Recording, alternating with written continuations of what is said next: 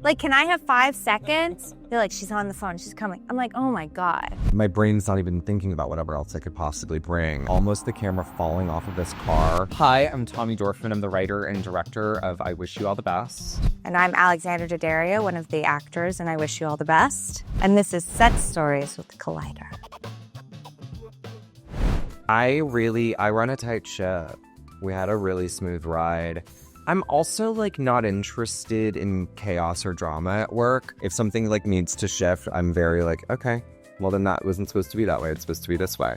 And we just move on because we had 18 days to shoot this feature. Which is also, by the way, amazing because some directors get so locked in on like it has to be this way and it just isn't working and it becomes so that was awesome that you were like, okay. Honestly, this is so silly and it's just like a technical thing. Because of this, like until I have more money and proper rigs, I will never shoot a driving scene again. Like the camera stability and like literally almost the camera falling off of this car that we shot. We just had one car scene that we shot exterior through the window. And that day, it almost brought me to tears because I was like, this scene is not so important that we need to have the camera like this.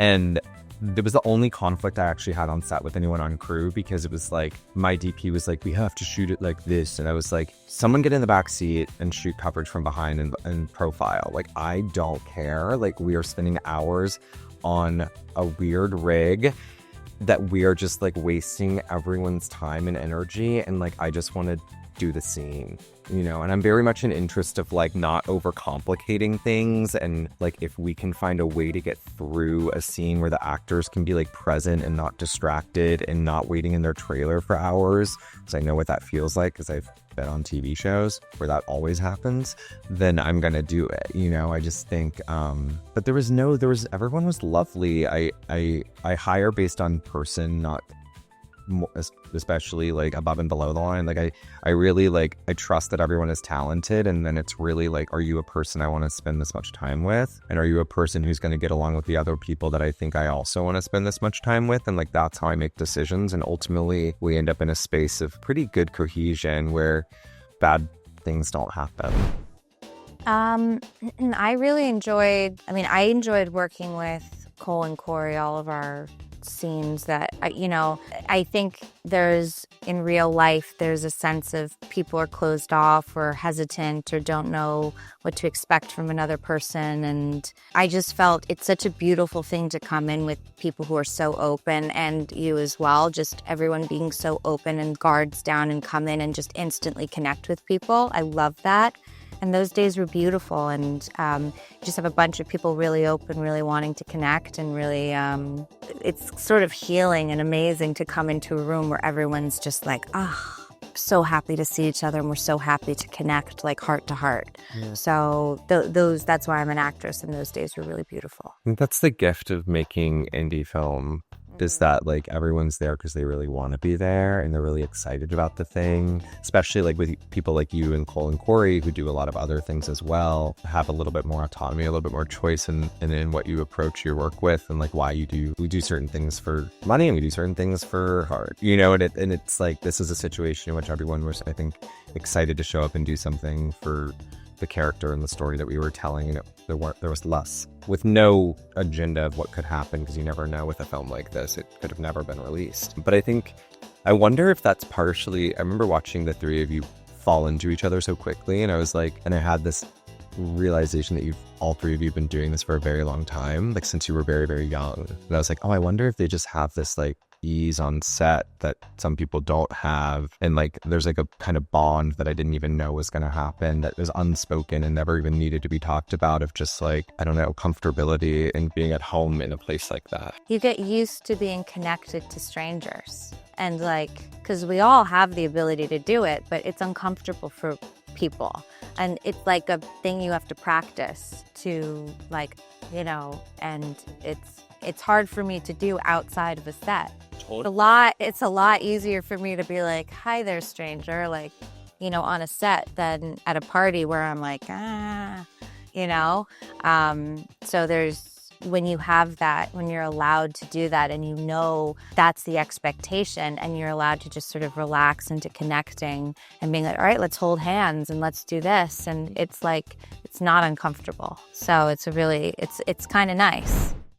Everyone. Everyone. Yeah. Everyone was just, Tommy.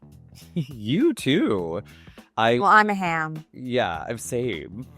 I enjoy working with actors who treat their work like play. And by that, I mean like that we are like dropped in and we're doing the scene when we're doing the scene. And we take whatever time we need between stuff and like to prepare. But also we're not like living and breathing in our characters 24/7. Like we're able to like be humans together and try different things. Also, we did a lot of like improv and I think I try to offer a lot of heads and tails to scenes where I'm like, figure out a way to get into this, guys. Like talk about whatever, you know what I mean? Like let's like be your characters and like live in a space together. And I'm just going to keep rolling. And then you can find your way into the scene. And there were just, I mean, they're just like, just especially during like the coming out scene, we're just like Corey, you, and Cole, where I was having to hold my mouth laughing so hard. I think this scene that's supposed to be so dramatic, but it was, you guys were so funny and like playing off of each other in these beautiful ways. Yeah, I don't know. Like, everyone kept it. Lena Dunham kept it light. Tell you what, I wish you were hysterical. Yeah, she's hysterical. She's so good. So funny. She's so good. Not in that situation, I don't think. But I actually think a little laughter is good because it can energize and break. And again, it's a connection with someone when you're laughing together. But I'm pretty good at keeping it a straight face. Yeah, I mean, I always get notes. I can't think of a specific example from this, but like a note will...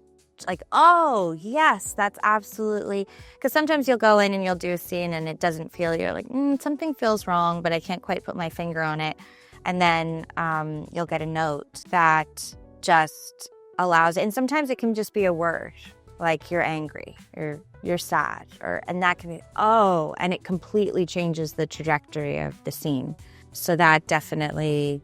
is always an interesting process. I think for me, it's like it's my job as the director to learn your language. So each actor speaks a different language. Everyone on set has their own approach to what they create. And I think, I've worked with a lot of directors who want everyone to speak their language. It's really hard to be like a mind reader and like contort yourself when you're also trying to be vulnerable and play a scene. And one of the things that I really set out to do with my first film, which I'm continuing to do as I work on my second film, is try to learn how the other person works and communicates as quickly as possible so that I can give them the clearest direction possible. And I'm not being like, read between the lines and figure it out, or, so it's for me, it was like, the way that Alex likes to work on set is very different than Corey and Cole and Lena and Amy and Miles. And then sometimes you have everyone in a room together. So you're like, I'm kind of code switching to be like, okay, I now at this point know that if I put this earbud in your ear and play this wasn't you, but it's like, and play this song for you, that is the key that's going to unlock that for you.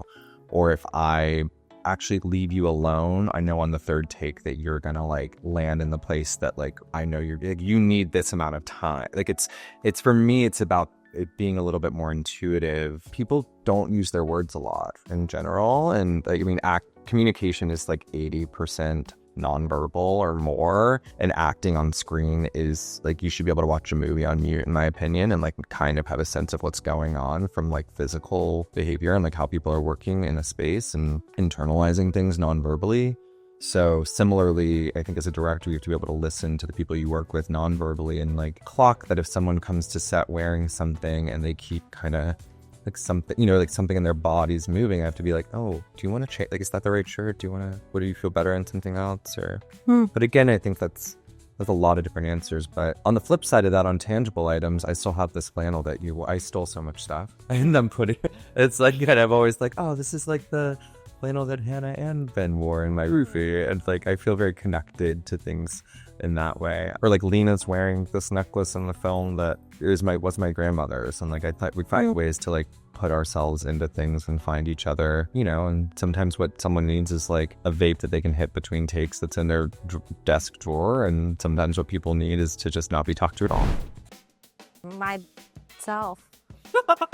Honestly. Yes, actually. Like when I go to do like my show, for example, or anything, when I go to do any project, like I don't pack anything because they dress you, they feed you, they give you shampoo, they get like you're all of a sudden like a newborn baby and you don't have to feed or clothe yourself.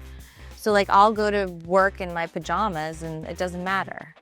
They fix you up, they make you look okay, and they, you know, so I don't bring much. I don't need anything. I need to memorize my lines. That's it. I need my brain. Yeah. I would say you bring